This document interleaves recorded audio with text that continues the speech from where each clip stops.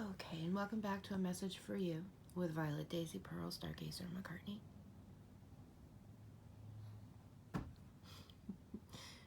Princess. That was funny. Anyway, I have Spirit here, and our cards are the following. We have the blank card, the card that says your soul knows what's happening. I'm not going to read them all. I'm going to read them all. The next card is using the energy we no longer need for a greater good inside of ourselves. Your age looks good on you. You look good in your age. To be so beautifully broken but so well put together. Wabi-Sabi. And then we have Wabi-Sabi coming up again. So there's something about trying to find this perfection that doesn't exist. This perfection within perfection within perfection within perfection.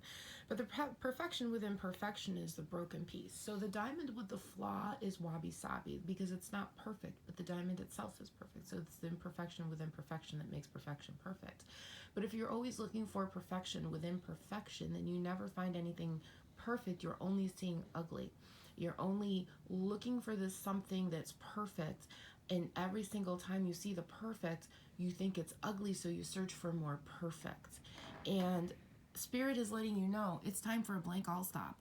It is time to stop this because your age looks good on you and you look good in your age, and your soul knows what's happening to you. Every single time you look for this perfection, your soul knows that you're looking for something that you can't find. And the area you need to look for this is actually within yourself. Yeah. Using the energy we no longer need for a greater good inside of ourselves. So when you stop looking for that perfection within perfection and within perfection and realize, I don't need this, I don't need that, I am perfect as I am, I don't need the world's best clothes, I don't need to wear all the makeup, I don't need all the skincare routines, I don't need to get my hair cut every 6 weeks if I don't want to. It's learning that the greater good inside yourself needs to feel a little imperfect. Spirit wants you to give yourself permission to be imperfect. Spirit wants you to know that the greater good inside of yourself, the perfection within yourself, needs you to recognize the imperfect, needs you to be imperfect, because nothing is perfect. Nothing is perfect without a flaw. And it's not that we're looking at that flaw and going, well, that's a flaw and that's perfection. It's we're learning that we can love that imperfection just as much as we love that perfection. That's the point of Wabi-Sabi. Wabi-Sabi, if you ever see the Japanese vases that are broken and they're re-put together with gold, that's Wabi-Sabi. It's a Japanese word. It's the perfection within, it's the imperfection with imperfection that makes perfection perfect.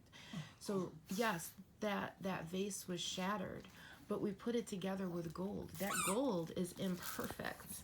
That gold is completely and totally imperfect.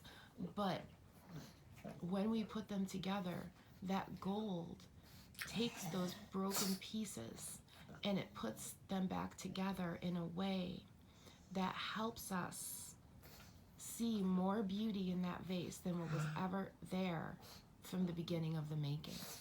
Because when it was made, it was perfect, and then it fell and it became imperfect. And then we put it back together. Now, whether this is a vase in your home and you put it together with super glue and you can see all the cracks in it, or whether it's you're looking at yourself and you're taking off the super glue in the mirror and you're seeing the cracks within yourself. You know what I'm saying?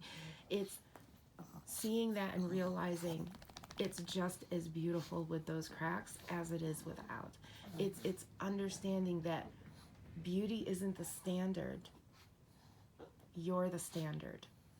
Thank you, Spirit. Oh, that was lovely. Yes.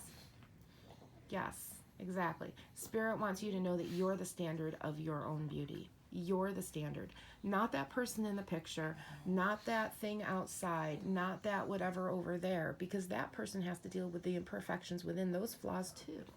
Okay? Every person you see has imperfections they're dealing with, flaws that they're dealing with, things about themselves they don't like. Everybody's got a little chunky roll someplace that they want to hide and get rid of. But at the end of the day, you have to love yourself.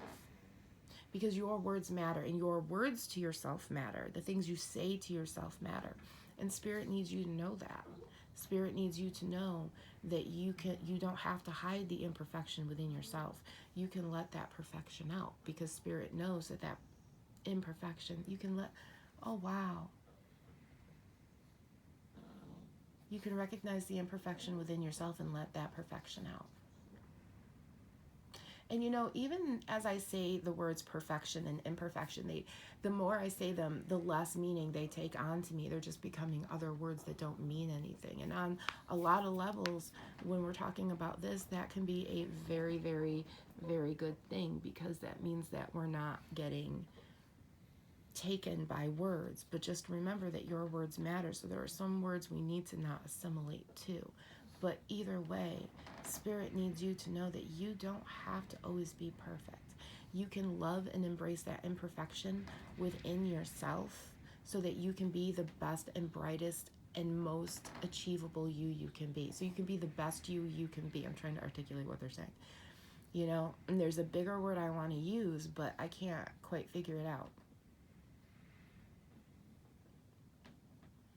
Spirit wants you to be the best possible you can be. My God. They really like dad jokes on the other side too. And Oscar's looking at me, so yeah, definitely. And he just had a yawn. So, yes, be the best part of you that you can be. But be the best you that you can be. And don't worry about what other people say. And don't worry. Because you are your own perfection. You are the standard, and you don't have to be more than that. And if other people around you don't like that, that's okay. Because that means that they're not accepting their imperfections. That means that they're not truly accepting themselves for what they are and who you are.